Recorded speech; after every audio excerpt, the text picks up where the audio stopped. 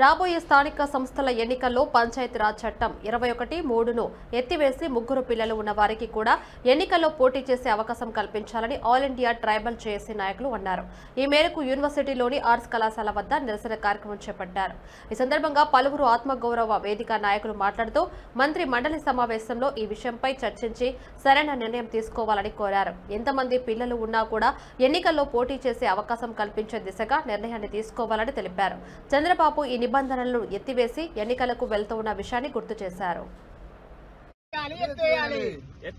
తెలంగాణలో ఇద్దరు కంటే ఎక్కువ పిల్లలున్న నిబంధనని రాష్ట్రంలో బీసీలకు 42% స్థానిక సంస్థలో రిజర్వేషన్లు పెంచేటువంటి కార్యక్రమంలో భాగంగా రాష్ట్ర ప్రభుత్వం తీసుకొచ్చినటువంటి జీవోని ఏదైతే హైకోర్టు కొట్టివేసిందో దానికి సంబంధించి అదేవిధంగా ఇవాళ గవర్నర్ దగ్గర ఉన్నటువంటి పెండింగ్ బిల్లు కావచ్చు, అదేవిధంగా కేంద్ర ప్రభుత్వం కూడా కలగజేసుకుని ఎంత తొందర అయితే అంత ముందుగా బీసీలకు స్థానిక సంస్థల్లో 42% పెంచే విధంగా చేసినటువంటి రాష్ట్ర ప్రభుత్వం కృషిని ఇవాళ ఆమోదించాల్సిందిగా ఉస్మానియా యూనివర్సిటీ జేఏసీగా తెలంగాణ గిరిజన ఆత్మగౌరవ వేదిక ద్వారా కోరుతా ఉన్నాం.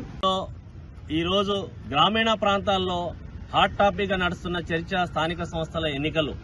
ఈ స్థానిక సంస్థల ఎన్నికల్లో ఏదైతే పంచాయతీరాజ్ చట్టం 21(3) ఏదైతే ఉందో దాన్ని సవరించాలని చెప్పేసి ప్రజలందరూ కూడా ఇవాళ భావిస్తా ఉన్నారు. ఈ 21(3) చట్టం ఏం చెప్తుందంటే తెలంగాణ రాష్ట్రంలో ఏదైతే ఈ స్థానిక సంస్థల ఎన్నికల్లో పోటీ చేసే అభ్యర్థులు ఉన్నారో వాళ్ళు ఇద్దరు కంటే ఎక్కువ మంది పిల్లలున్న వాళ్లకు అనర్హులుగా చేస్తా ఉన్నది. తెలంగాణ రాష్ట్రంలో వెంబడే గౌరవ ముఖ్యమంత్రి రేవంత్ రెడ్డి గారు వారి మంత్రిమండలి రేపు జరగబోయే మంత్రిమండలి సమావేశంలో చర్చించి వెంటనే ఈ నిబంధనను ఎత్తేసి ఎంతమంది పిల్లలున్నా కూడా వాళ్ళకు అందరికీ కూడా ఈ ఎన్నికల్లో పోటీ చేసే అవకాశం కల్పించాలని వాళ్ళ SC, ST, BC, OBC, minority అన్ని సంఘాల విద్యార్థి నాయకుల మధ్య కూడా ఇవాళ ప్రభుత్వాన్ని కోరుతా ఉన్నాం. ఇవాళ తెలంగాణ రాష్ట్రంలో ఏదైతే అభివృద్ధి చేయాలని చెప్పేసి కాంగ్రెస్ ప్రభుత్వం అనుకుంటున్నదో ఇవాళ రాజకీయంగా ఇవాళ ప్రజలందరూ కూడా ఇవాళ ఈ అభివృద్ధిలో భాగస్వామ్యం అవ్వాలని కోరుకుంటున్నారు. పక్క రాష్ట్రంలో ఉన్న చంద్రబాబు నాయుడు గారు ఈ నిబంధన ఎత్తేసి అక్కడ ఎన్నికలు నిర్వహిస్తా ఉన్నారు. అదేవిధంగా మన రాష్ట్రంలో కూడా వేయాలి. ఇవాళ దక్షిణ రాష్ట్రంలో జనాభా తగ్గిపోయి ఇవాళ సంక్షోభం ఏర్పడిన పరిస్థితి ఏర్పడింది. ఇవాళ భారతదేశంలో తీసుకుంటే దక్షిణాది రాష్ట్రాలకు ఇవాళ ప్రాధాన్యత లేని